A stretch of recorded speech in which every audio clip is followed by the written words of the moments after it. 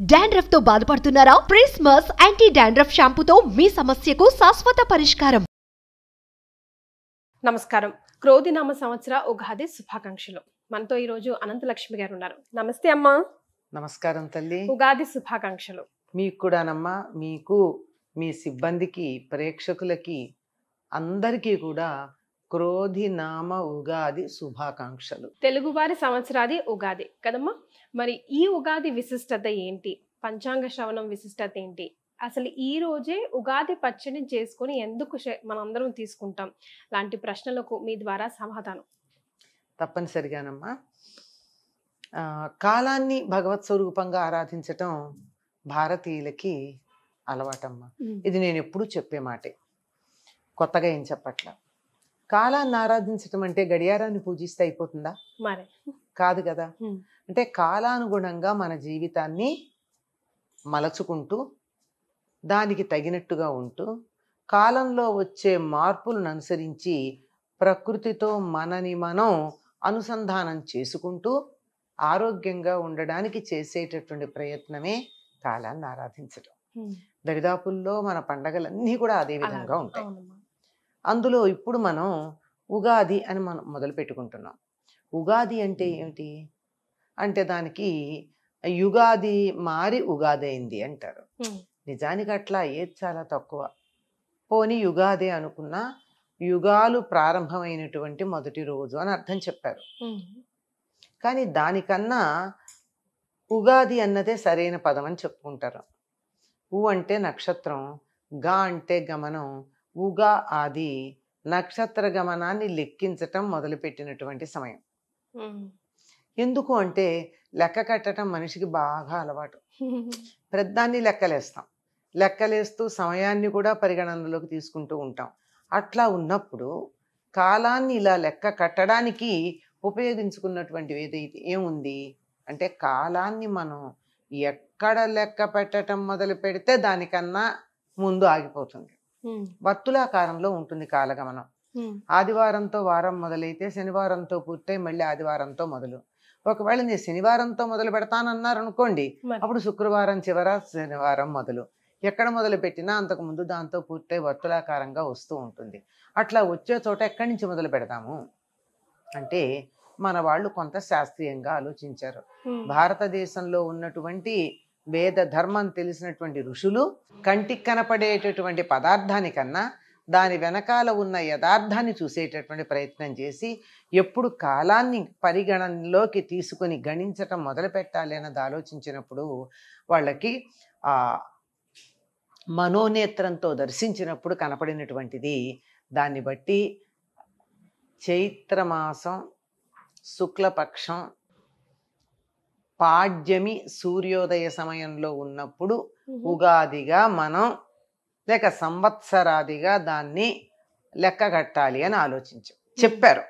ఎందుకు చెప్పారు అంటే, వాళ్ళ దృష్టికి వచ్చినటువంటిది.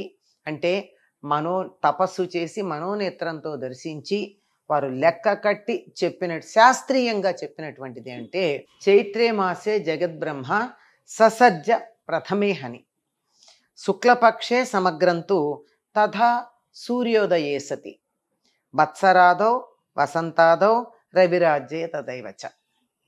ఈ జగత్తునంతా బ్రహ్మగారు సృష్టించటం ప్రారంభించి ఎప్పుడు పూర్తి చేశాడు? ససజ్జ పూర్తిగా చేసింది ఎప్పుడు అంటే చైత్రే మాసే, చైత్రమాసంలో ప్రథమే హని మొదటి రోజు, శుక్లపక్షే శుక్లపక్షంలో సమగ్రం పూర్తి చేసి తథా సూర్యోదయే సతి అప్పటి నుంచి సూర్యోదయం నుంచి లెక్కపెట్టి వత్సరాదౌ అన్నాడు. ఇది సంవత్సరానికి మొదలు. వసంతాదౌ ఇది వసంత ఋతువులో కూడా మొదలు అని చెప్పి అక్కడి నుంచి ఇదిగో లోకం మొదలైందండి తయారు చేసి పెట్టాడు. ఇహ స్టార్ట్ అని ప్రారంభించట. అంటే వసంత ఋతువు, చైత్రమాసం, శుక్లపక్షం, ప్రథమా తిథి అంటే పాడ్యమీ తిథి, సూర్యోదయంలో ఉన్న సమయంలో మొదలు పెట్టమని చెప్పాడు. అందుకని మనం లెక్క కట్టడం అప్పటి నుంచి మొదలు పెట్టాం. అయితే అమ్మా, మరి ఎందుకు మనం Jan 1 చేసుకుంటాం?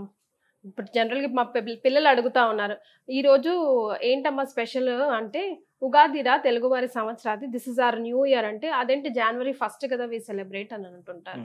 That's all world, but for Telugu people ఈ రోజు రా అంటే, వాళ్ళు కన్విన్సింగ్ గా చెప్పాలంటే ఏం చెప్పాలి ఈ ప్రశ్న? వాళ్ళ కన్విన్సింగ్ గా చెప్పడానికి సత్యం చెప్తే చాలమ్మా.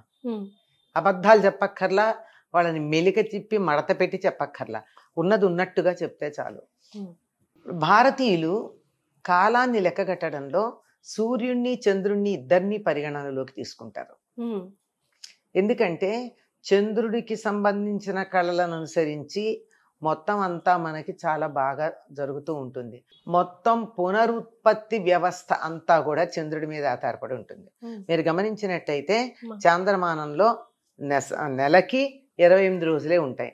ఆరోగ్యకరమైనటువంటి స్త్రీకి నెలసరి 28 రోజులకే వస్తుంది. కరెక్ట్. ఆరోగ్యంగా ఉంటాయి.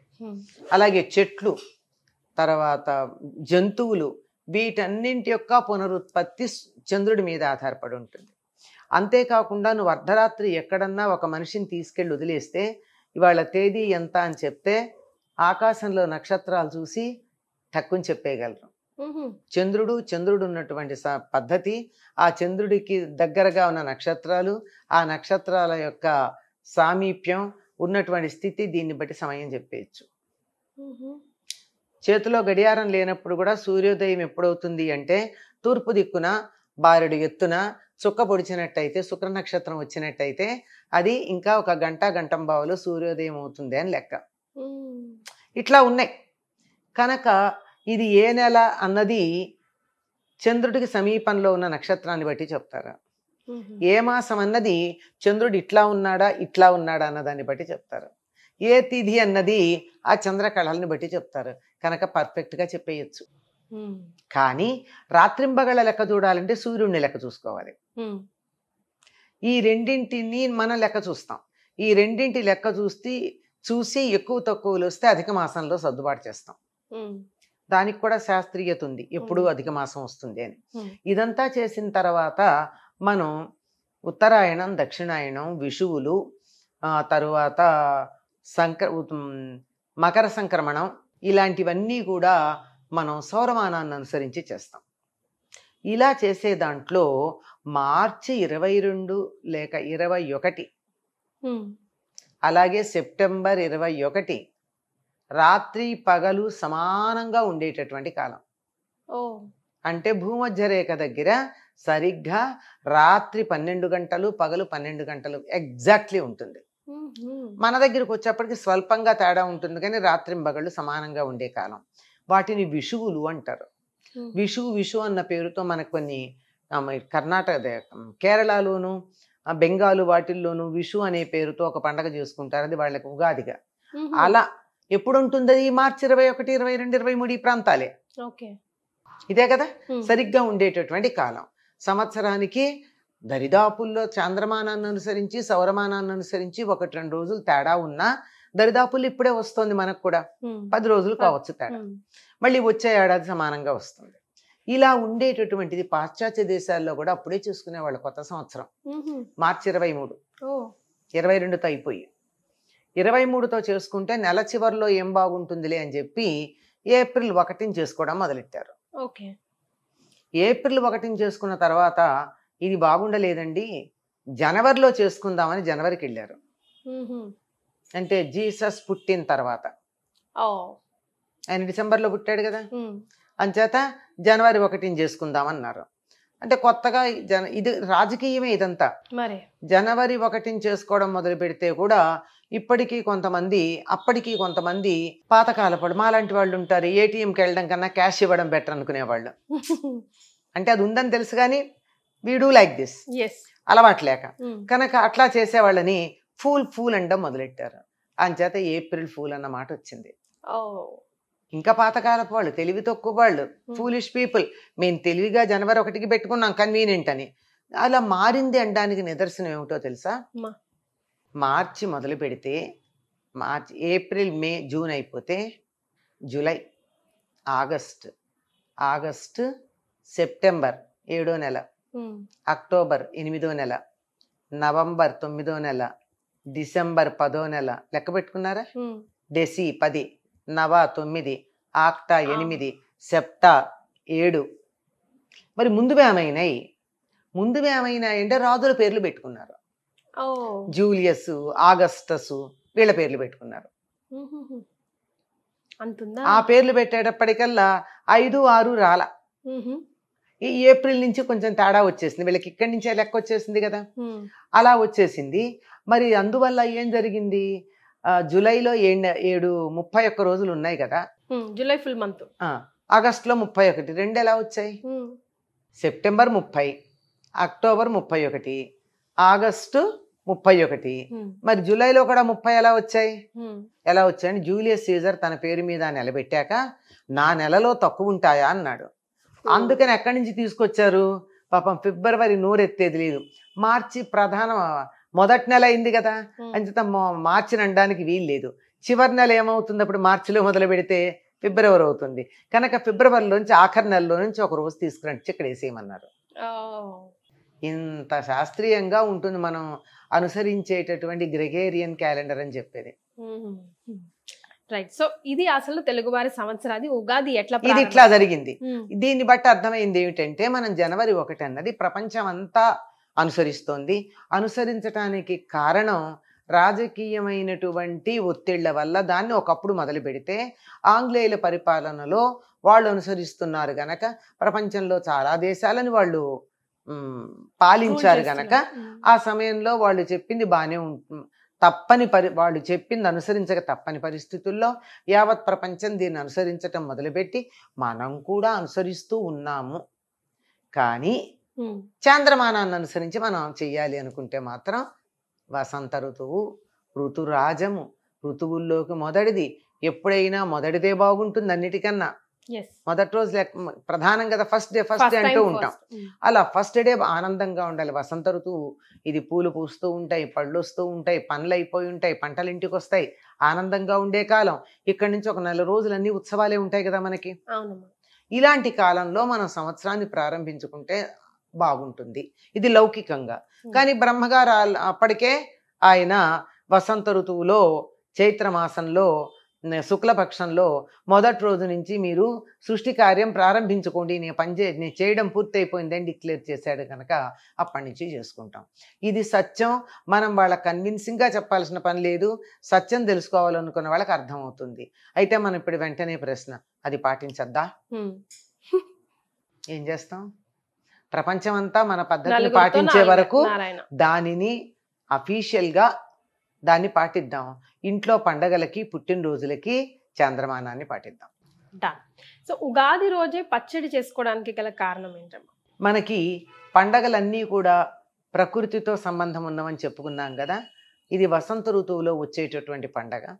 వసంత ఋతువు అనగానే చెట్లు చిగిర్చి పూలు పూస్తూ ఉంటాయి, అన్ని చోట్ల పూల పుప్పొడి ఉంటూ ఉంటుంది. ఈ పుప్పొడి పడని వాళ్ళు చాలా మంది ఉంటారు ఆనందంతో పాటుగా. అందుకే ఈ ఋతువులో మీరు గమనించినట్టయితే పిల్లలకి చికెన్ పాక్స్ లాంటివి వస్తూ ఉంటాయి. ఏం లేదు, కాలానుగుణంగా వస్తాయి, పెద్ద మందులు వేయకపోయినా కానీ వేరే రోగాలు లేకపోతే తగ్గిపోతాయి, అట్లా వస్తాయి కనుక అలా వస్తాయి గనక ఈ ఋతువులోనూ సరిగ్గా మళ్ళీ శరదృతువులోనూ కొంచెం ఆరోగ్యపరమైనటువంటి నియమాలు పాటించాలన్నారు. వసంత ఋతువు ఒకటి, శరదృతువు ఒకటి యమదంష్ట్రలుగా చెప్పబడ్డాయి. యముడు కూరలు చక్కగా పెట్టుకుని కరక్కర నవలడానికి సిద్ధంగా ఉంటాడట. ఆ కూరల బారిన పడకుండా ఉండాలంటే మన ఆరోగ్యాన్ని చూసుకోవాలి.